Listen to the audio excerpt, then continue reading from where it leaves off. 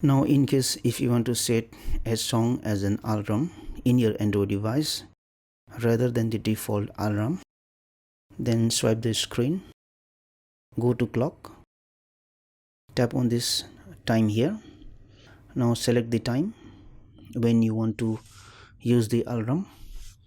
Go to alarm sound. Under the ringtone, select selected ringtone. Now if you want to bring your song in this ringtone list, tap on this plus icon here. Now you should allow an application called Sound Picker to access the storage of your Android device so that it can look for the songs. So select settings, select permissions, enable storage.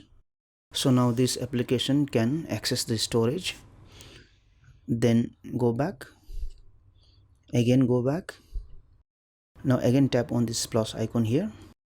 Now this time you will be able to see all the songs that are present in your device. Now suppose if I want to use this song as a ringtone, I will select it, then I will select done. Let me tap on this back arrow and again tap on the back arrow, select save. So in this way you have set a song as an alarm in your Android device.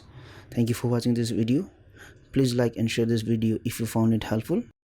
Also click on the subscribe button and hit on the bell icon to get the notification of our latest videos for free.